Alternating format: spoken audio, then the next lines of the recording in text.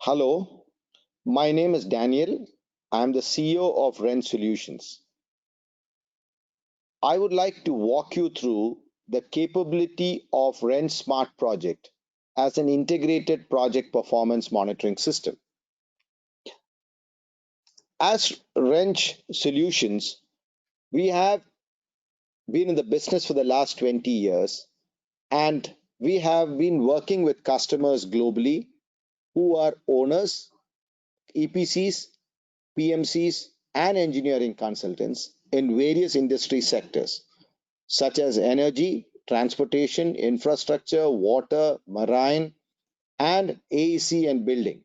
So we have clients who have been using this system for the last 20 years and also sharing us their experience of how Rent Smart project can be used by them for managing the complete project as either as an EDMS system or as an engineering management system or as a project control system or a complete integrated project monitoring and control system or as an integrated project performance monitoring system.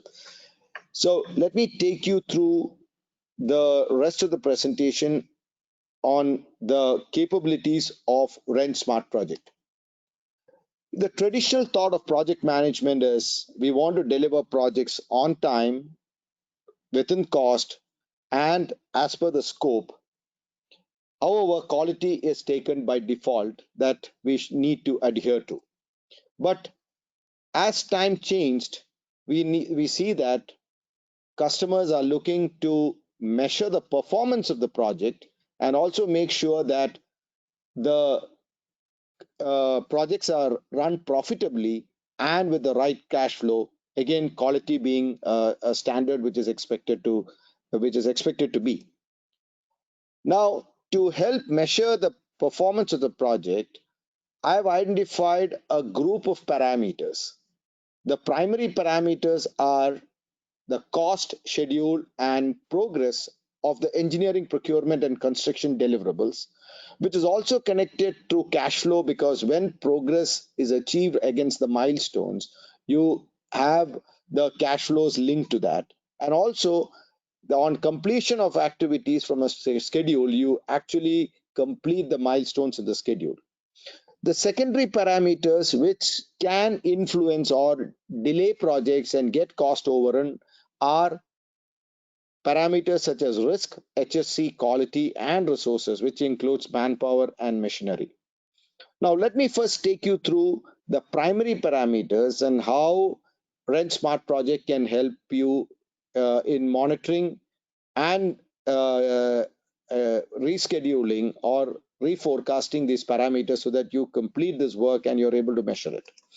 So when you're looking at these parameters at a higher level, when you're having multiple projects, the project portfolio dashboard of Rent Smart project shows you a health card which will show you what are the status of each of these parameters. So if the traffic light, what you see here is green, which means it's in good shape. If it is yellow, which means there is a 5% variation from what is the best scenario, or if it's in orange, it is 7% scenario, and if it's red, it's beyond 10%.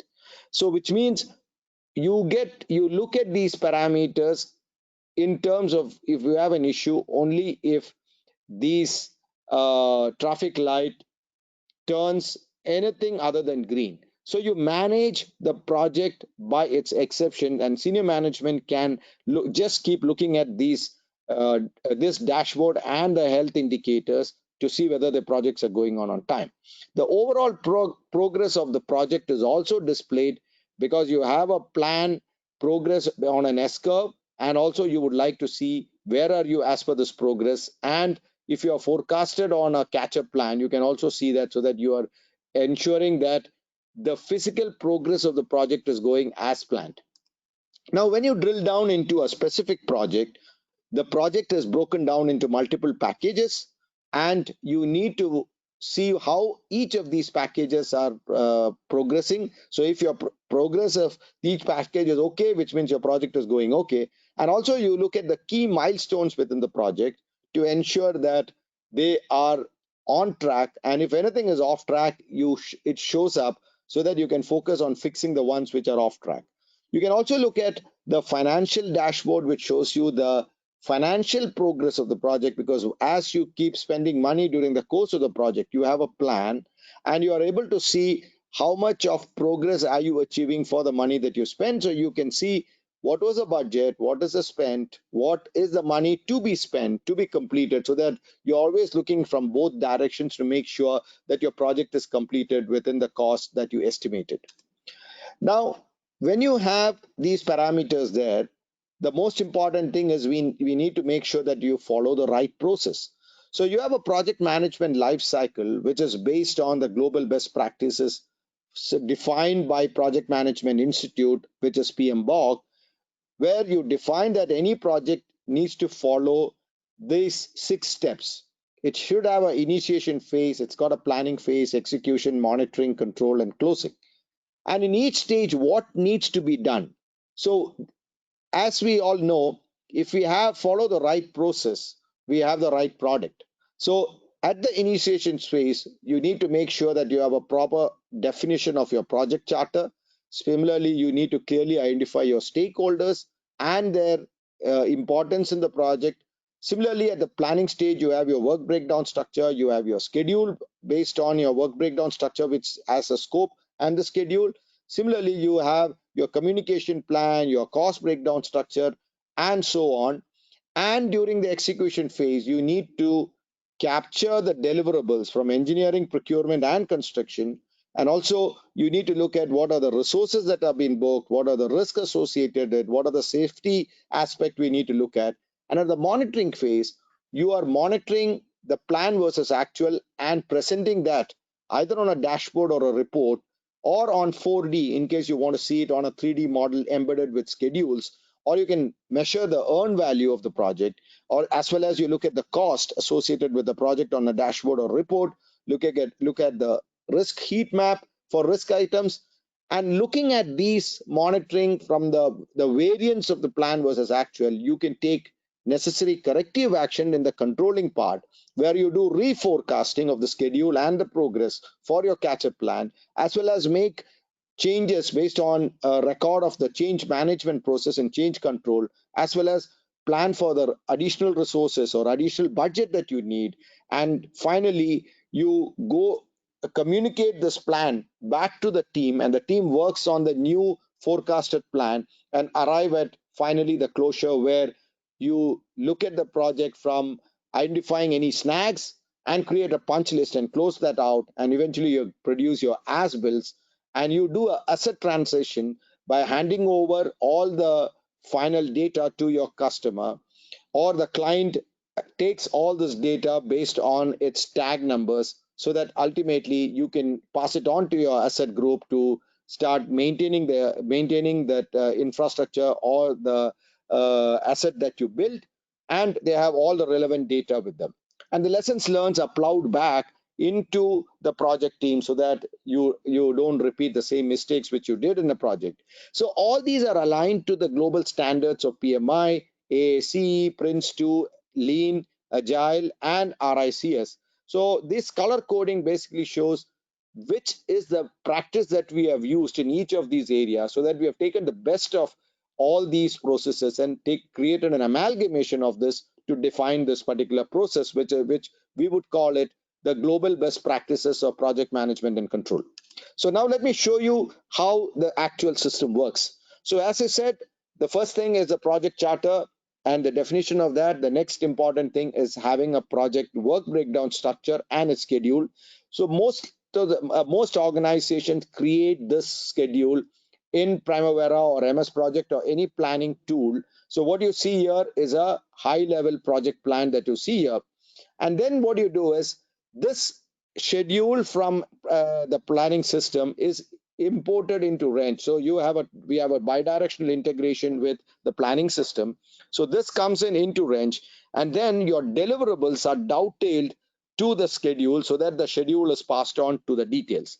So when I start with engineering, you have an engineering deliverable list, which typically is maintained in Excel, that is imported and linked to the project schedule. So you have your list of deliverables which are linked to the engineering deliverables from your project schedule, and you have assigned these deliverables as the physical deliverables which need to be acted upon, and you can give weightages, etc., to this, so that you eventually get your overall progress for the project measured from that.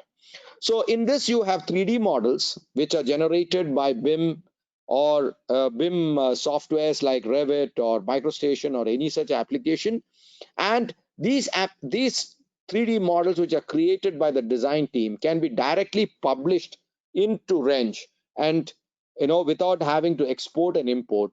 And this can be submitted to the client. This can be submitted to the design review team, so that they can review, they can do interference checks, etc. And these comments can be sent back to the designer. So that provides a seamless collaboration between the design team and the review team, so that they are on the same platform, which is a common data environment. And then if you're having 3D models made in plan design softwares like PDMS or PDS or SmartPlant or any of CADWorks or any of those also can be published here for review, and that's handled through Navisworks, where the comments can be put in. And from the 3D models, you produce your 2D drawings, and these 2D drawings have a process where it goes through a workflow. So this is a quality management process by which an engineering drawing goes through the various stages in the project, and you can assign resources for each activity, as well as you can assign in this process what are the key milestones you would like to track, so that you don't miss the end date. So you're looking at how does each stage inside this process get defined in terms of a schedule date, and as well as you have a weightage, we call it as rule of credit, which can be assigned to this. So this can be done for 2D drawings and 3D models, so that when a specific activity is completed, you earn that progress. So you essentially are removing the subjectivity in progress measurement by predefining the weightages, and as work keeps going, you earn this progress from here. So now what happens is the concerned users get a to-do list, and they have a dashboard which tells them what tasks they're supposed to do. And you can have prioritization of these tasks based on which activity is linked to the critical path, which is which has got highest float, and which are all key milestones of your payment. And based on that, the concerned person who's doing the job can start working on the design and attach the respective drawing here, which becomes the evidence or an output of the data that is produced by the designer. Now this information now is gone, it goes through different stages. So before you send it to the next person, you could probably have a checklist which ensures that you have checked everything, so that you want to do it right first time, so that you don't overlook any aspects, and you tick off each of these aspects points before you send it to the next person for the review. And now once it goes to the review, you can have a collaborative platform where multiple people or one person or a group of people who are authorized to comment can be given given a drawing on the cloud, and they can comment simultaneously, and the comments from different users are automatically consolidated, so that the comment of one person is seen by the other, so that duplicate comments can be avoided. And this is done using an application called Bluebeam, and these comments which are captured are attached automatically into the system, so that when you go back and look at the history of the document, it will tell you, or the model, you are able to see the consolidated comment associated with that particular drawing, and this can be sent back to the designer, or this can be sent back to the contractor. The contractor can make the changes, and then it can resubmit the drawing back here. Now once you've completed the IDC process and you're ready to send it to the customer, what you see here is that we are capturing automatically the actual. So now I've completed my IDC process. You see that the actual dates are captured automatically. So which means what I'm coming to is that as people keep working through the system and doing their respective job, they earn progress when they complete a work, and this will help you to automatically update your S curves, update the status report of your project, and you will be able to see your earn value curve, or the physical progress that you have taken on the project is visible to you. Now If this information needs to be updated back on the model, because certain people, I mean, instead of seeing multiple lines of work breakdown structure and it's seeing the status, you would like to see it on the model. We create a digital twin within the system itself so that you can update the actual. So you can see the green part shows this is all done, and you can see a red part which shows that this is delayed. So you can see a digital twin on the 3D model to see the status. Now, this can also be put on a GIS map in case you're doing linear projects, so that you can, just like a digital twin is done on a physical, on a model, you can actually update this on a GIS map. So if you're doing road projects or pipeline projects or telecommunication projects, you can see that on a GIS map, so that updation happens from Wrench onto this GIS viewer. So once your drawings are ready, then you want to send it to a client. You typically send this through a transmittal. You can create a transmittal which looks like this. So it's completely automated in terms of all the information that is generated here. And based on this, your client can receive this. So it sends out an email to the client in case your client is outside the system. In case a client is within the system, the client can access this data within the Rent Smart project itself and put in their comments. They can review, put just like a collaborative commenting application where you comment on the system, they can put their comments, as well as they can put in the specific list of comments in a spreadsheet, and you can create a comment resolution sheet from this. So this comment resolution sheet shows you that what are the comments given by the client, and then whether the company, the engineering company, can identify whether which of these are possible, which are not possible, or where they have a conflict of issues, and this can be resolved with the client, and finally you can go ahead with the implementation. So once you implement it, you resubmit your drawing, and at that point in time, whichever drawing is issued to the site, they can print the drawing. So ultimately we all print drawings at the site for use, or for procurement, or for construction. So any drawing that is printed will have a QR code, and if you pass your mobile app of Wrench Smart Project on top of it, the system will check with the server and give you a notification whether the drawing that you are viewing is the latest or not, based on the QR code. So you don't have to punch in the drawing and check before you start using it for sending out an inquiry, or before construction, you just pass it on. So this will ensure that you never ever construct or do any activity with a wrong revision of drawing. You're always seeing the latest. So now the revised drawing is submitted based on the changes suggested by the client, and system automatically keeps a revision history that on the previous revision where the comments were put, this was a comment put by the IDC team, this was a comment put by the client, and now the revision 1 has been uploaded, so that's the latest revision, so it supersedes the older revision. And you also have a provision of comparison of the two revisions to see the change, physical change that has taken place in the drawing. And using this information, you know that what you wanted is only change and nothing else, so it reduces your effort of checking. Now that the physical progress has been captured and you have a plan, progress on your S curve, you can see the variation. So what you do is, as we said, the intent of the system is to reduce your work. So you don't need to look at things which are going okay. So the system tells you that 6 deliverables are not progressing as per the plan. So you're not really looking at delays, you're looking at the progress. And if it's not progressing, you can see it will identify those deliverables which are not progressing, and it will show you what are those 6 deliverables and what's the amount of progress which is there, so you can focus on those deliverables which are affected, which are delayed, so that you can fix that issue so that it really does not get delayed.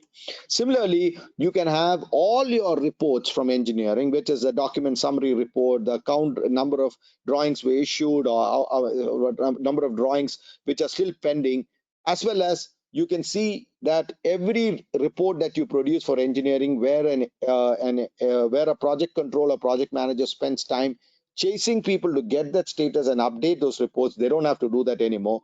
They just focus on what's not going okay and fix it and reforecast and get back to the plan. Now, this completes the process of engineering. So this also includes managing your correspondences, managing your minutes of the meeting. All these are also managed through the system. So all your engineering activities are managed through this. Now, when you're doing a project, the next thing that you do after engineering is procurement, or in long lead items, you even probably start it along with engineering. So you, for a procurement, you identify the list of items in procurement, as you could see in my initial schedule, and then you can have a process for procurement which basically starts with the material requisition and issue for RFQ, etc. So we call it as a pre-order stage. So we have a e-tendering functionality where from the 3D model, the BOQ can be taken, and from the BOQ, you can send out e-tenders, and the tender can go to the various vendors who have approved, and they can post their proposals or submit their offer through the system based on a cutoff date. You can send it for clarifications. You eventually do comparison of offers and finally issue the PO. And then post order, you can look at all the manufacturing clearances, vendor drawing approvals, and finally right up to the dispatch. So these things can be also monitored against progress, where you give weightages for each of this, because you want the order to go on time. You are wanting to make sure that the activities which are associated before ordering happens within the schedule, and you need to ensure that the item gets delivered on site as planned. Now, along with that, you also get to after you have gotten finished your procurement, you have your construction, where just as in procurement I have defined weightages, you can also have weightages of what quantity of work needs to be done on a weekly basis for construction. So in construction, you have quantities and activities, and based on that, you can track how much of work was planned and how much of work was done. And from the site, they can update the daily progress report against the quantities planned, so that they say this was how much it was planned to be done. They would see that, and they can enter using a mobile app on what is the actual work done, and also the joint measuring sheet can be also captured through the mobile as well as through the system itself. And these quantities get captured, and from that, the progress of construction is calculated. So every day, whatever is the shortage in the construction in terms of versus the plan versus actual, you can reforecast it for the subsequent week, so that you always catch up on your construction and get your construction completed. So ultimately what happens is, in the process, for every work package or every package, you can see your engineering, procurement, and construction, or if you have commissioning, the progress of the physical progress of those of each of these packages, which contributes to a certain progress to the overall project. So you can have your overall project progress calculated automatically from the system. Now, coming down to, now that we have looked at the physical progress, now we need to also look at how are we performing from a cost standpoint. To do that, you can have your budgets, which defines what was the estimate, and then finally what is the approved budget. And under the budget, when you are making POs, like when you're issuing a PO, you're making a commitment. You have a payment terms which specifies what are the milestones against which you get paid, or what payment is going to be made if you're an owner. And you can define a date, and this can be linked to your work breakdown structure with the schedule, so that in case a project gets delayed, you can see the impact of that on your cash flow. So eventually, what we provide you is a cash flow statement based on the commitments you have made, based on the work that is going on. So from this information, you are looking at the physical progress, and also on the S curve, you're looking at how much of money have I spent, how much of cost I have spent. So you can see the budgeted cost of work schedule, the actual cost of work performed, and the budgeted cost of work, the cost of work to be performed is displayed here. So this will help you to know that how much more money do I need to spend to complete the work, how much of money I've already spent, how much of progress I've achieved, because the physical progress is available. So on a real-time basis, you're controlling your cost and schedule, so that you will not slip on your schedule commitments or meeting your clients' goals, and also you will not have a cost overrun in achieving that flow. So this completes my primary parameters of project measurement for performance, which is schedule, cost, and progress for the engineering, procurement, and construction deliverables. Now, the secondary parameters, which can influence and which can have an impact on these primary parameters, are risk, HSE, quality, and resources. So when I look at risk, Risk is about identifying the risk register and also ensuring that the risk is mitigated. So it can be linked to a package, it could be linked to the project, it can be even linked to a deliverable. And you can make sure that these risks are mitigated so that it doesn't become an issue, and then you got to deal with the issue. So you can have, so this you need to do your risk list for, which is probably done in a standard application like at risk or things, but eventually you need to monitor this risk on an ongoing basis. So you have a risk mitigation plan and make sure this value of the risk does not go up so that it doesn't come out in the risk heat map in red, and keep them at the lowest level so that you don't have any risk becoming an issue. Now, along with risk, you're also looking at the safety aspects of or HSE. So you have your near misses, you have safety incidents which are captured, and you're making sure that the contractor is mitigating that and ensuring that none of these issues come up from a HSE standpoint, and the safety tracking report is produced through the system.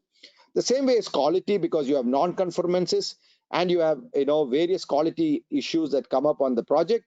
You have a proper record mechanism to record it, and also have a mitigation plan or issues on how this can be prevented, as well as how this has been addressed, so that you can close all your quality issues.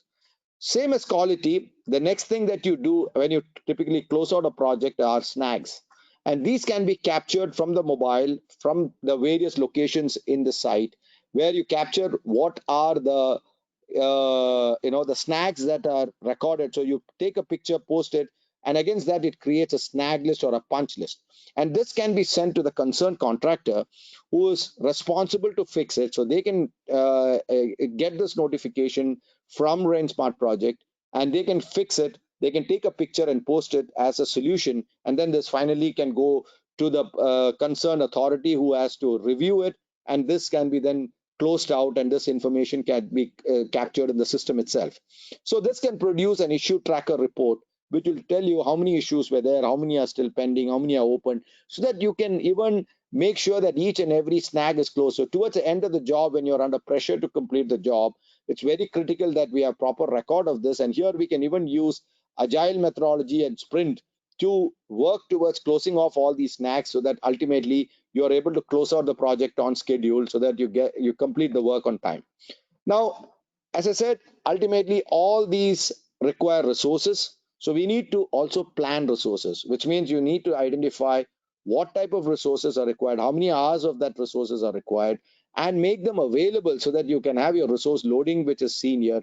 And then we have a timesheet system through which you can capture the actual time spent by the resource. So you can see how much of time was planned and how much of time was actually used. So you can see that whether you need more time of the resources, your preliminary cost can be evaluated as you keep going on the project, to see how much of cost are you burning out, because of the resources which are spent on the project. So this again has to be done at a detailed level. So now what you see here is, you can see a project dashboard which picks up all this information on real time and shows you the health indicators on the project from these 8 parameters that I talked about.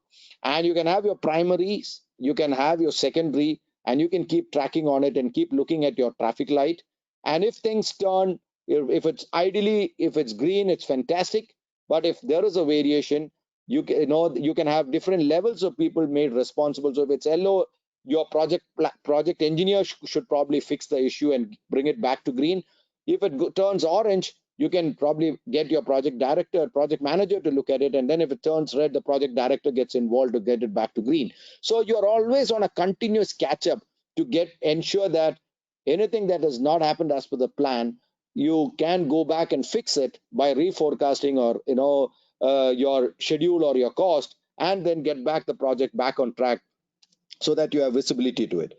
Now that you're reaching the completion of the project, all the data that is created in the project is stored and maintained in a central system. Now, when you have that centrally, access to this is possible depending on the security from anywhere, because the system is deployed on cloud, and it's accessible on mobile as well as on any device. So you can access the latest information with being 100% sure that you're accessing. You don't have to ask anybody. If you have the access, you can go to the respective folders. So you can create this, we call it smart folders, because These are dynamically created based on the metadata that is captured, and you can access the related information easily. And finally, to sum up, what Rent Smart project, it is a 3C solution. The first most important thing is, if you want to get your project done on time, on budget, or if you need to measure the performance of the project and make sure that it's in sync with its profitability and cost and cash flow, you need to have a control system in place which will enable you to monitor and control the project, the quality, the resources, and documents. And similarly, it provides a platform to integrate between all the stakeholders along the life cycle of the project, so that you're capturing each and every activity associated with it. You're capturing, defining the work through electronic workflows. It'll help you to manage your vendors. It manages multiple offices, because ultimately it's a virtual system, it's online. So whether you work from home or you work from an office, in any office you are, it enables you to connect and gives you the responsibility of what you're supposed to do and monitors what you did. And when all these are there, you have a platform. The most important thing is compliance. You want to make sure that the process flow, or the quality management process that is enforced through a system, so that people have to follow what has been defined in the system. And it's got checklist and risk management and quality assurance and HSE, which is built into the system, so that you don't have a way to deviate from it. It ensures that you follow all this. And this, and with the ultimate goal that we are able to do your projects perfectly on time, on budget, with quality. And the system can be set up on-prem, or ideally we recommend setting it up on a cloud platform. We recommend Microsoft Azure, because we are Microsoft certified partners, and we can host it on Microsoft Azure, and it is accessible on any device. So what is the ultimate goal of RentSmart project is to enable all the stakeholders of the project to work as one, with the goal of achieving the respective goals, be it an owner who wants to complete the project on time within his budget, or be it a contractor who wants to execute his project perfectly so that he is profitable and he's also got a good cash flow, and eventually he's able to work with the highest performance, or as an engineering consultant who's able to do his part of the job and deliver the projects as the deliverables of engineering to the client, or do supervisions through a system, and make sure that his resources are optimally utilized, so that he doesn't land up with a cost overrun in terms of the resources being used, and use automation to do all the mundane activities which otherwise is done manually. And also for a PMC to help the client to monitor the process, as well as to enforce the quality management process, and recommend to them the forecast, so that ultimately they are able to complete this work on time. So it's a single solution which enables every stakeholder on a project to work as one, to ensure they successfully deliver projects. Thank you so much for listening to this presentation. Thank you.